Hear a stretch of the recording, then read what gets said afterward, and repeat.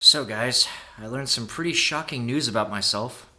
Apparently, at one time, according to this film ticket stub that I still have, I was Neve. Or Nev. Maybe Nev. No, there's no way I was Nev. I'm kidding, guys. This film ticket stub is not telling me that I was Neve or Nev or whatever the hell it says. It's actually telling me that I saw a film over the weekend called You Were Never Really Here, directed by Lynne Ramsay and starring Joaquin Phoenix and Judith Roberts. Joaquin Phoenix plays Joe, a traumatized war veteran who makes a living as a hired gun who tracks down missing girls. He's very good at what he does, but it doesn't do much to help him cope with some severe inner demons that haunt him constantly, blurring his line between dream and reality and pushing him closer and closer to insanity. Joe finds himself in even deeper hot water when he takes a job to rescue the daughter of a senator, only to find himself enveloped in a conspiracy.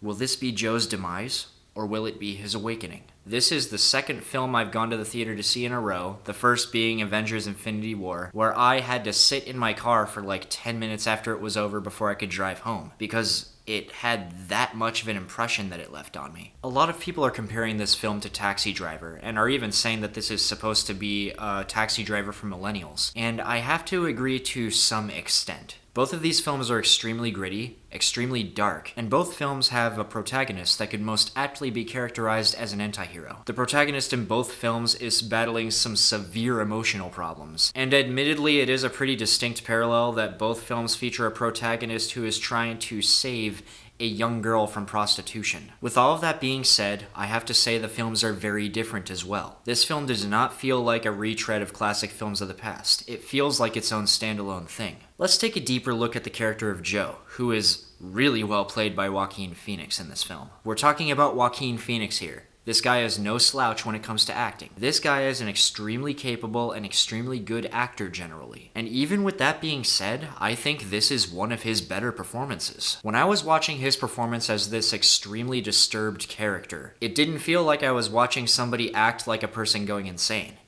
It felt like I was watching somebody who really was going insane. His desperate attempts to stay stable when he's obviously spiraling into unstable territory felt real. And throughout the film, we watch this guy try not to spiral even further out of control than he already has.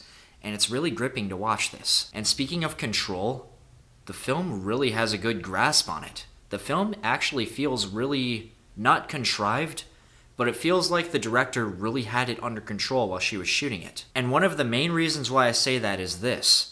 Even though the film does have bursts of violence, and even though the film is very dark and very gritty, and extremely hard to take at some points, it's surprisingly low on extreme violence, which is shocking considering the subject matter. Yes, there are violent occurrences in the film, and the film doesn't really hold back in those instances of violence, but oftentimes, when we see something violent happening, we don't actually see the violent act itself. Instead, we see the lead up, and then we see the aftermath. It actually reminded me a lot of some films by Takeshi Kitano, or otherwise known as Beat Takeshi. I read on the trivia page that Lynne Ramsay's idea to use violence sparingly and often just show the aftermath of the violent act instead of the act occurring itself in the film was mostly due to budgetary constraints, but it ended up being, whether intentionally or not, very effective. The reason why I say that is because it kind of depicts violence as a normal thing for Joe. And it makes the violent act almost seem like nothing for him. It makes it seem like normalcy. It's everything else that is not normalcy to him. And considering what I just said, it shouldn't come as much of a shocker that this is not an extremely fast-paced film.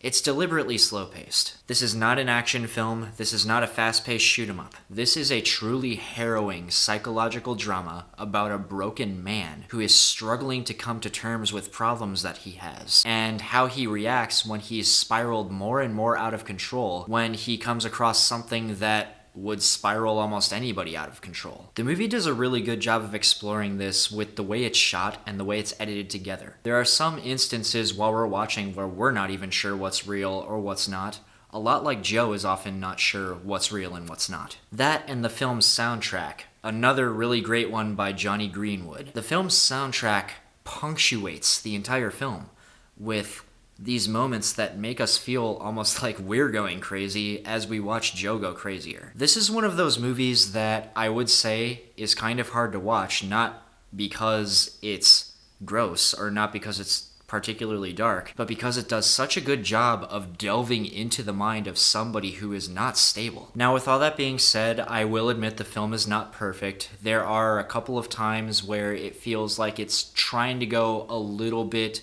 on the over-the-top side, and it ends up being a little pretentious at some very specific moments. With that being said, overall, it's pretty effective. There are some truly hard-hitting moments. I'm not going to give away what happens, but there's one particular moment toward the very end of the film that really shows how worthless and lost Joe feels in this world. When I watched this particular scene, I felt like something inside of me just shattered. It has happened before, but it's one of those things that's extremely hard to achieve, especially when you're talking about somebody who sees as many films as I do.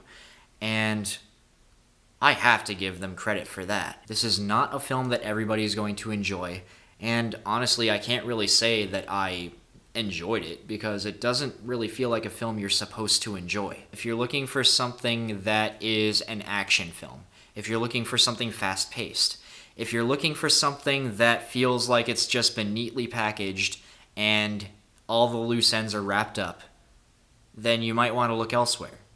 But if you're looking for something different, and you're looking for something that makes it feel like the people involved were just fearless, then go ahead and give this one a try. And I want to bring something else up that I have mentioned in my previous videos. Those of you who have been watching my most recent videos will know about the GoFundMe that we have set up for my sister. Those of you who don't, I'm going to go ahead and put a link to that GoFundMe in the description of this video. And if you have even seen the GoFundMe before or would just like to visit the page again, go ahead. Feel free to spread it around as much as you want. Feel free to donate. Any donation, anything you could do to help would be very much appreciated.